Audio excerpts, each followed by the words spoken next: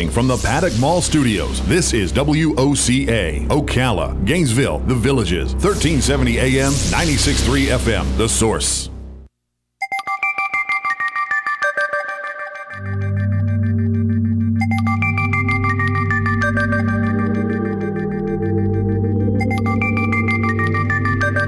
You know, what I like about this time of the year is that I can use Christmas music as bumper music. The only problem is, I really should pre-listen to them, because this one sounds like a spaceship landing. This is not when I... Oh, well. Kristen Barnett is on the phone. She's been with us before. She wrote a really cute children's book. It's called The Bug Who Thought He Lost His Buzz. It's got a great message, and at the same time, it's fun and fun to look at. What happens when the big bad beast stings? And she had, oh my gosh, the worst big bad beast ever stung her. She lost her daughter, Hope.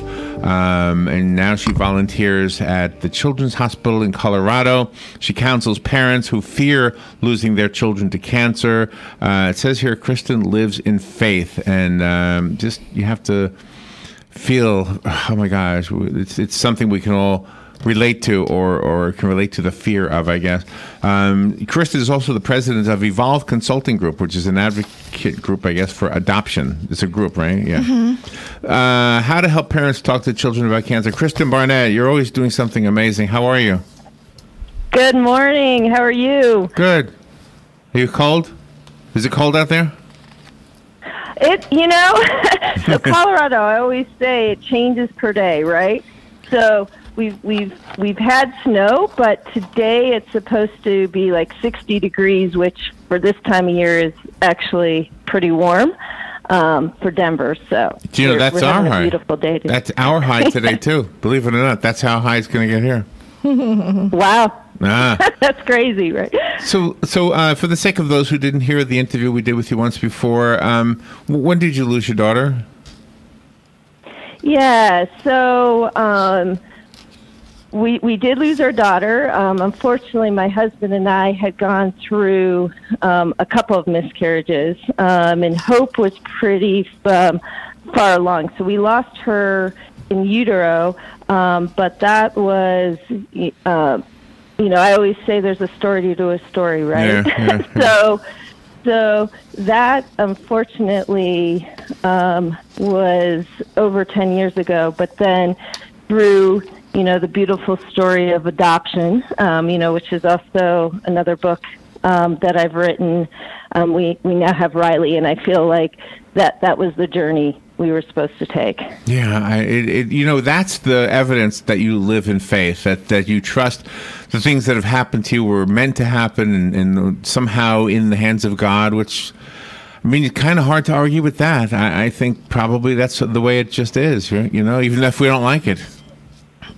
Exactly, yep. And the one daughter that we lost pretty far along within the pregnancy, we named her Hope, for that reason. And listeners out there that are going, through that scenario, I mean, I know how tough it is, but I think we all have a story, and that's one of the reasons, right? I felt like when I started this series, that I was able to put kind of some of that hope, my own story within the book. So it's been a beautiful, right.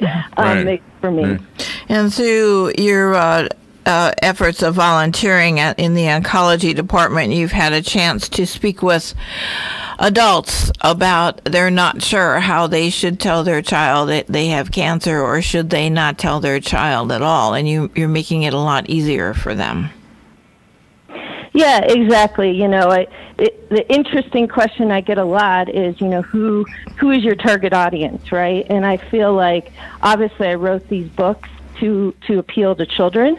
As you mentioned, kind of the beast and different things in the books. I mean, we really wanted to appeal to children, but the biggest comment I hear a lot is how much I've helped parents.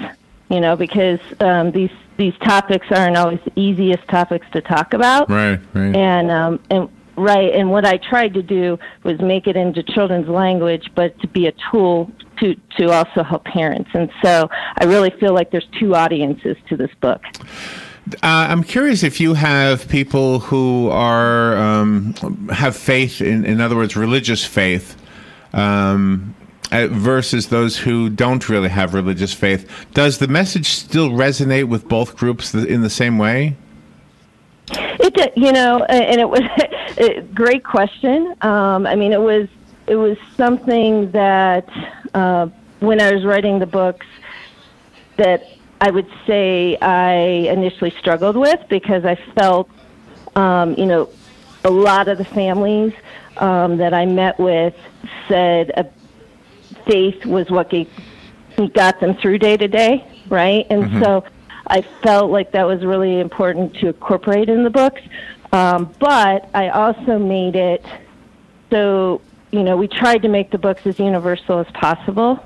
One of the things that I do also use in the book, so when we do mention faith, it's about God and so forth, because I know obviously there's more people, more religions and faith groups and so forth that really attach right to God. Right. So we use some of that language too. Yeah, the part of the book where God is the shield, when God reveals, I am your shield. I would think that a person who's an atheist wouldn't relate to that particular message, but they would relate to the sentiment that that we all have to face whatever it is that we're destined to face, whether it's by I don't know, some kind of divine providence. Of course, they wouldn't say that, but it is interesting how a lot of it does apply to somebody whether they believe in God or not.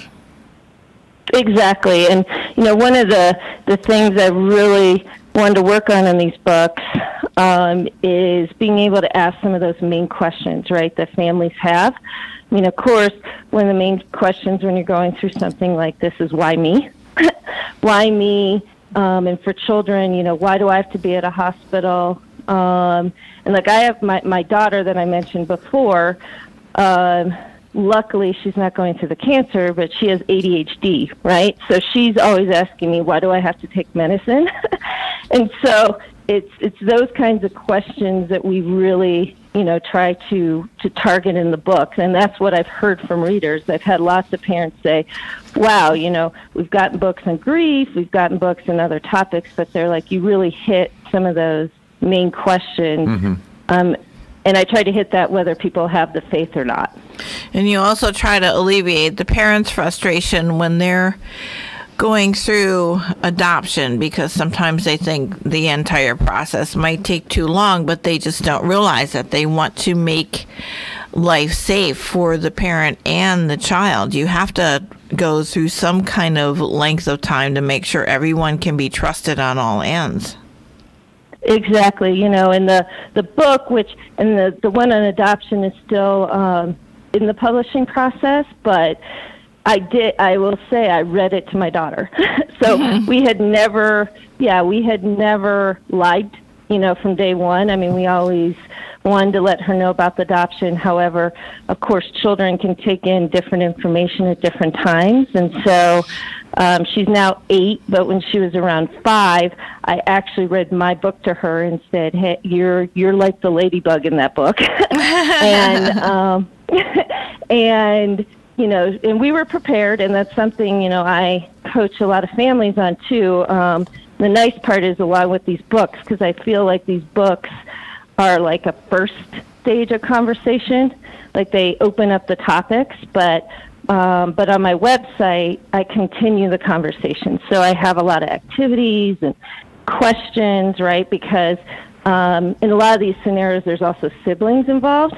And I feel like that group, that audience, a lot of times get lost, and not on purpose, right? Like you can just imagine you're a parent with a child of cancer. Your focus obviously is a lot on that child with cancer, but what about the brothers and sisters, right? Absolutely, so we focus on that too. I think what the book does, go ahead.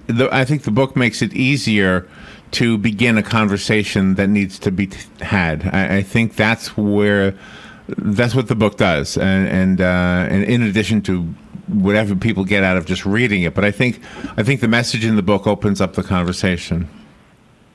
Exactly, and that was kind of my point, was to have that, that initial conversation. And I will say, the nice part in this work that I'm doing is that I've partnered with a lot of different great organizations like Ronald McDonald House, Brent's Place, and so forth, and even some of the workers, that work in this place have said to me, wow, they were like, you really touched on some of those main things that we hear from families, and that was really, at my heart of these books.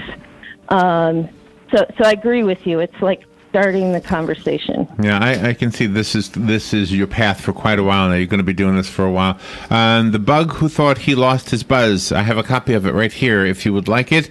It'll help open up the conversation that might need to be had. Maybe you want to leave this on the table in the doctor's office. Maybe leave it on the table at your church. I think it would work there as well. Let's see, I found it on Amazon. You have a website, right, Kristen? Yeah, and I'm going to give the website, and then I want to say really shortly, because we have some cool things going on during the holidays right now. Okay. So our website is www.watts, which is spelled like Watts, like the firefly, WATTS, buggingyou.com. And the cool thing that we're doing right now, so as I said, we've partnered with a lot of organizations. We've partnered this month with, or through the whole season, Camp Wapi Yapi, kind of a funny name. Yeah. But it means health and healing, and it's a camp specifically for children with cancer and their siblings. And of course, it's at, no charge to the families. But we have a huge campaign of, if people buy a book right now on our website and want to donate it, it will give in two ways. So first of all, we will give those books to the children at the camp or other organizations that work with children with cancer, and then a percentage of proceeds are going to go towards hopefully sending a child to camp. That's our big goal. Oh, nice. This summer, and for as difficult as these books are, it's something that I think can really bring joy to these families, and so really excited about the partnership. Well, good for you, Kristen. Thank you for what you're doing. Stay warm. Have a great holiday season, and we'll look forward to hearing from you again. Well, thank you, guys. You guys have a nice rest of your morning. Thank Appreciate you. it. And Kristen, the website is whatsbuggingyou.com. It's Watts, WATTS, as in the light bulb. Whatsbuggingyou.com. We'll be right back. Join us at the 37th Annual Downtown Festival and Art Show, December 1st and 2nd in beautiful downtown Gainesville. Explore a stunning collection of artwork by 240 artists and marvel at world-class paintings, vivid photography, unique sculpture, dazzling jewelry, and so much more. Enjoy continuous entertainment on 4 stages all weekend, including a downtown blues concert on Friday night. Bring the kids for free art activities at the Children's Imagination Station.